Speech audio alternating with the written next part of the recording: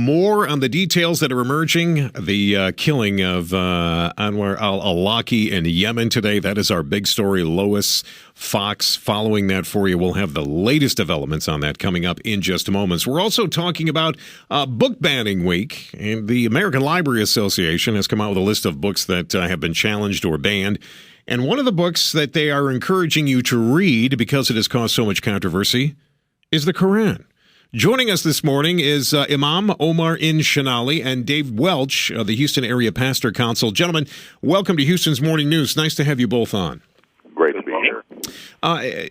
Imam Inshanally, let me start with you. The Koran certainly has been a book that has caused tremendous controversy. Terry Jones in Florida burning it. And is this a book that I could pick up and read and really understand what's in it? Well, first of all, the Quran is a moral code. It appeals to the morality of every child of Adam and Eve. And therefore, everyone who is a human being would find something there causing his moral compass, as it were, to tick. And so, yes. The other point about that is that one has to understand that the Quran was revealed in conditions of where war was the norm. Once we take those two factors into consideration, we find that every human being will find some guidance, some satisfaction in reading the Quran. Yes.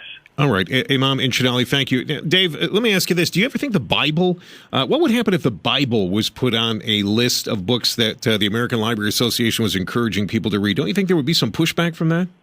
Well, they've never seemed to be concerned about the opposition of including the Bible in schools and things of that nature, so I'm kind of curious that they would promote the reading of the Koran when they haven't done that in the past. But again, well, the context here also is that the Koran is a religious text. It's not just a moral code. And while we certainly think that the burning of the Koran is highly inappropriate in this country, and we publicly oppose Terry Jones doing that, the reality is that it is not banned in this country. It is something that's readily available, and that should be. And the only reason it is so is because we live in a Judeo-Christian country that provides those freedoms. That freedom does not exist for the Bible in predominantly Muslim countries. Now, gentlemen, I'm going to ask you to hang on here real quick. On the other side, I want to ask you both whether or not you feel there should ever be a time when we ban books or prevent people from reading certain books in this country. So, your morning news continues now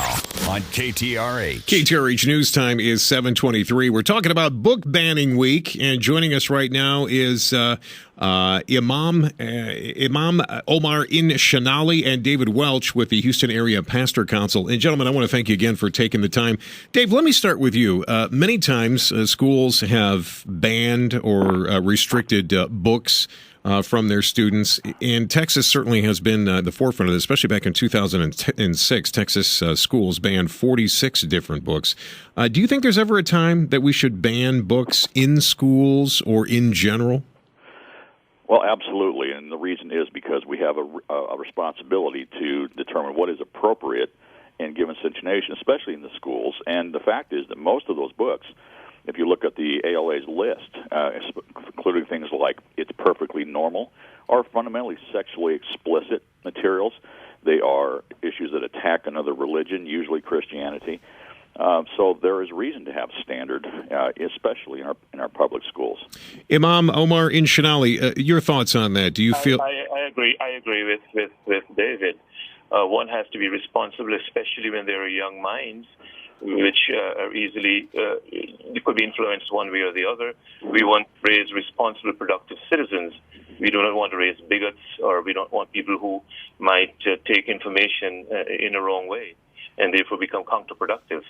All right, very good. Gentlemen, I want to thank you both for joining us here this morning, a controversial subject to be sure, and appreciate your time. Have a good weekend to both of you.